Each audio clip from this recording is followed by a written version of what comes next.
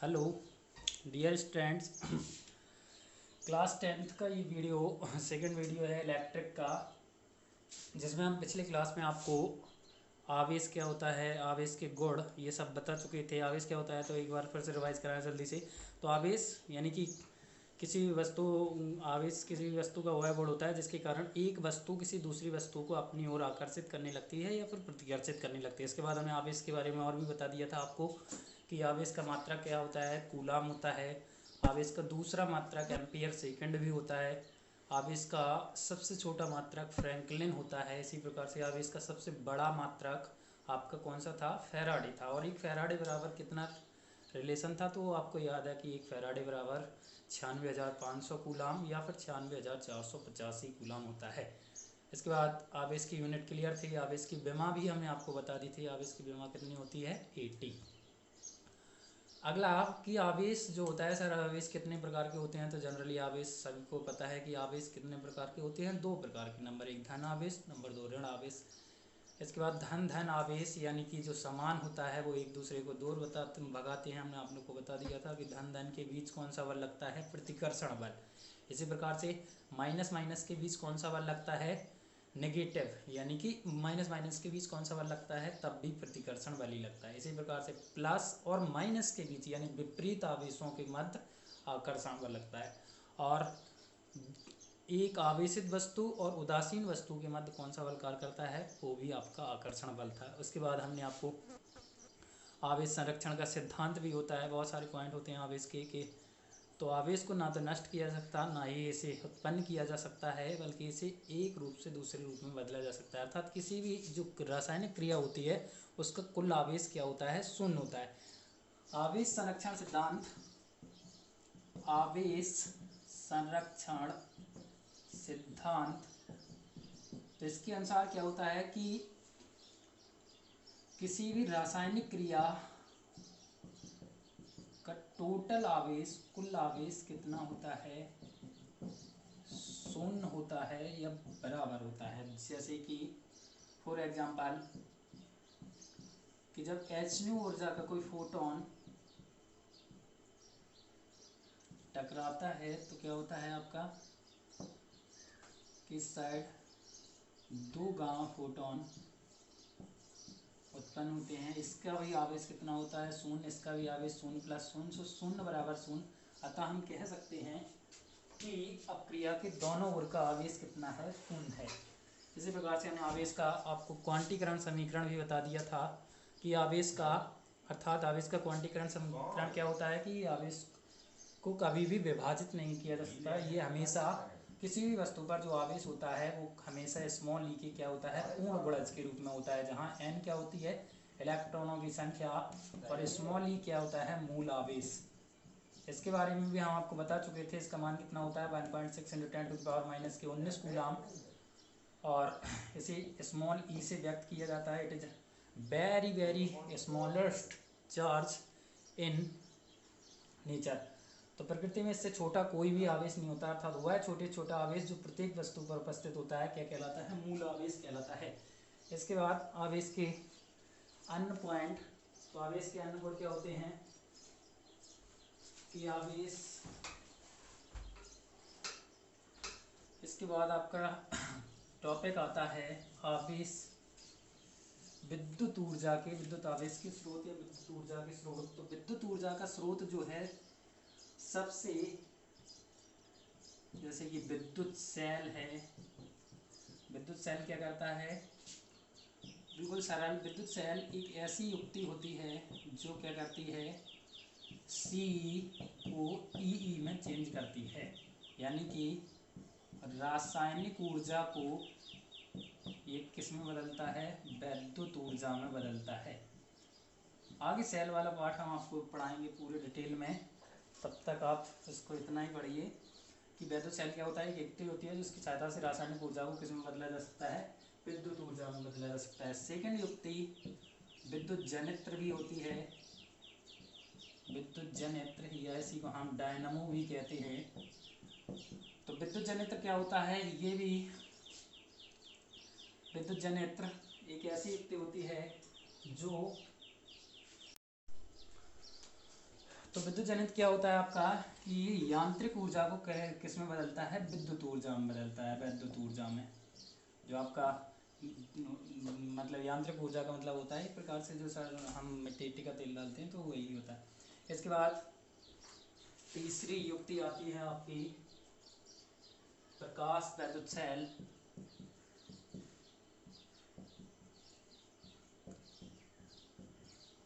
प्रकाश वैद्युत सेल, तो प्रकाश वैद्युत सेल क्या होता है कि ये आपकी सोलर प्लेट होती है एक हिसाब से कहें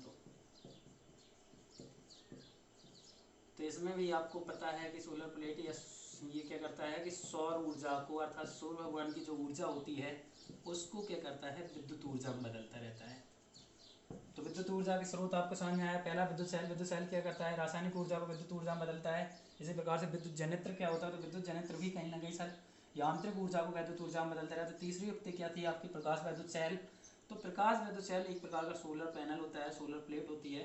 तो बहुत सारे लोगों ने देखा होगा, तो इसको सोलर प्लेट का क्या कार्य रहता है, सौर ऊर्जा कन्वर्ट इनटू विद्युत ऊर्जा, यानी कि यह सूर्य भगवान की ऊर्जा को किस में कन्वर्ट करता रहता है, विद्युत ऊर्जा में बदलता रहता है। इतना आपको क्लियर। इसके बाद आपका नया टॉपिक आता है विद्युत धारा। हाई स्कूल वालों के लिए ये बहुत इम्पोर्टेंट, इंग्लिश में हम इसे इलेक्ट्रिक करंट, क्या होती है इलेक्ट्रिक करंट, विद्युत धारा। तो धारा, विद्युत धारा बराबर, यानी कि जब आवेश दो प्रकार का होता है, यानी कि जब तक आवेश स्थिर रहता है और आवेश गतिमान होता है, जब आवेश गति करने लगता है तो उसी को हम क्या कहने लगते हैं कि विद्युत धारा कहने लगते हैं। यानी कि विद्युत धारा में हम कह सकते हैं एक लाइन की परिभाषा, आवेश प्रवाह की दर को हम क्या कहते हैं, विद्युत धारा कहते हैं। बिल्कुल सरल, आवेश प्रवाह की दर को हम क्या कहते हैं, विद्युत धारा। यानी कि आपका सूत्र होता है विद्युत धारा का, विद्युत धारा इसे हम किससे व्यक्त करते हैं, आई से, बराबर विद्युत आवेश। विद्युत आवेश को किससे व्यक्त किया जाता है, क्यू से, विद्युत आवेश क्यू बटे समय टी। पहली परिभाषा क्लियर, आवेश प्रवाह की दर को हम विद्युत धारा कहते हैं। सूत्र क्या होता है, विद्युत धारा बराबर विद्युत आवेश बटे समय। समय का मान यदि हम कितना कर दें, 1 सेकेंड कर दें, यानी यहाँ से आपका सूत्र आ गया I बराबर Q upon T. It is the formula of electric current. यदि t बराबर हम कितना कर दें, बंद कर दें 1 सेकेंड, तब I बराबर कितना आएगा, Q। अर्थात हम कह सकते हैं कि क्या कह सकते हैं कि 1 सेकेंड में प्रवाहित होने वाले आवेश की मात्रा को ही हम क्या कहते हैं, विद्युत धारा कहते हैं। परिभाषा क्लियर हुई। एक किसी परिपथ में, किसी तार में 1 सेकेंड में जितना आवेश प्रवाहित होता है उसी को हम क्या कहते हैं, विद्युत धारा कहते हैं। इसका मात्रक तो आपको और एक फॉर्मूला इसका और निकल सकता है, क्योंकि हमने आपको सूत्र बताया था Q बराबर क्या होता है, फॉर्मूला NE, बहुत सारे लोगों को याद होगा। तो I बराबर सूत्र क्या होता है, Q अपॉन टी। Q की जगह हम कितना लिख सकते हैं, NE बटे टी। ये सवालों के लिए बहुत इंपॉर्टेंट। इसके बाद आवेश का यूनिट, तो विद्युत धारा का यूनिट क्या होता है, तो इसका पहला मात्रक एम्पियर, दूसरा मात्रक यहाँ से हम निकाल सकते हैं Q का मात्रक, Q आवेश, तो आवेश का मात्रक क्या होता है, कूलम। ठीक है, यहाँ पर समय, तो समय का मात्रक क्या होता है, सेकेंड। इसका दूसरा मात्रक क्या होता है, कूलम प्रति सेकेंड। इसका थर्ड सीजीएस मात्रक, इट्स सीजीएस यूनिट वो होती है स्टेट एम्पियर। इसी प्रकार से आवेश का सीजीएस मात्रक ये भी क्या होता है आपका, स्टेट कूलम। तो इतना क्लियर आपको कि आवेश का मात्रा क्या होता है, वो विद्युत धारा का मात्रा क्या होता है, एम्पियर। प्रचलित मात्रा के वैज्ञानिक थे, उन्होंने अपने नाम पर रखा था। दूसरा मात्रक क्या होता है, कूलम प्रति सेकंड। इसका सीजीएस मात्रक क्या होता है, स्टेट एम्पियर। और यहाँ आप रिलेशन लिख सकते हैं 1 ampere is equal to 3 into 10⁹ stat ampere, यानी आवेश का सीजीएस और एमकेएस पद्धति में संबंध।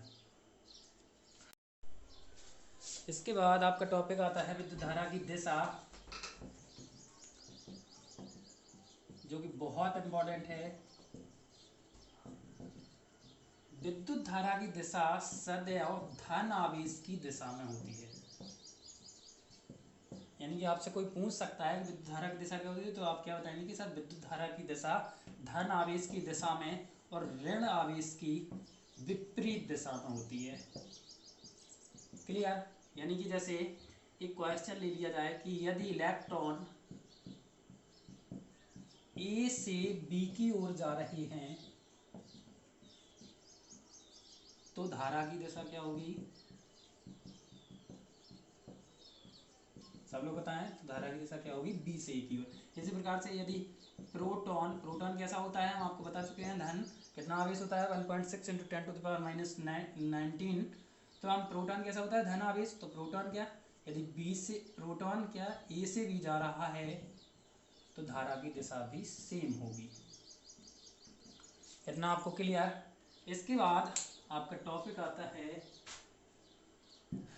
यह सवाल भी आपको आ गया होगा समझ में उदाहरण से, यदि इलेक्ट्रॉन ए से बी जा रहा है तो धारा बी से ए, प्रोटॉन अगर ए से बी जा रहा है तो धारा भी ए से बी की ओर ही जाती है, क्योंकि प्रोटॉन कैसा होता है? धन आवेश होता है। इसके बाद आपका टॉपिक आता है विद्युत धारा की माप। विद्युत धारा की माप, तो विद्युत धारा की माप क्या होती है? विद्युत धारा की माप हम अमीटर, धारामापी, गैल्वेनोमीटर, इन सभी यंत्रों से करते हैं। धारामापी को इंग्लिश में यही गैल्वेनोमीटर कहा जाता है। तो विद्युत धारा की माप आपको समझ में आई कि विद्युत धारा को माप हम किसके द्वारा करते हैं? अमीटर, धारामापी अथवा गैल्वेनोमीटर के द्वारा करते हैं। अमीटर क्या होता है? तो अमीटर धारा नापने वाला एक यंत्र होता है। ये आपसे बहुत ज़्यादा कंपटीशन में पूछा जाता है कि धारा मापने का यंत्र क्या होता है? अमीटर। इसकी सहायता से हम अब अमीटर को किस क्रम में जोड़ते? तो अमीटर को सदैव श्रेणी क्रम में जोड़ा जाता है। It is a very important. Ammeter को किस क्रम में जोड़ते? पहला पॉइंट कि विद्युत धारा की माप किसका? Ammeter, धारामापी, galvanometer. अमीटर क्या होता है? धारा मापने का यंत्र। अमीटर को किस क्रम में जोड़ा जाता है? तो अमीटर को सर श्रेणी क्रम में जोड़ते हैं। इसके बाद अब अमीटर को धारा श्रेणी क्रम में क्यों जोड़ते हैं, ये भी क्वेश्चन। तो श्रेणी क्रम में क्या रहती है? धारा का मान क्या होता है? आपका समान होता है। और जब धारा का मान समान होता है तो क्या रहता है कि जितनी धारा सभी यंत्रों से जाती है उतनी ही धारा अमीटर से जाती है। अतः क्या रहता है कि सर हमारा धारा का मान क्लियर होता रहता है। धारा मापी को अमीटर में कैसे बदलते हैं? तो धारा मापी को अमीटर में बदलने के लिए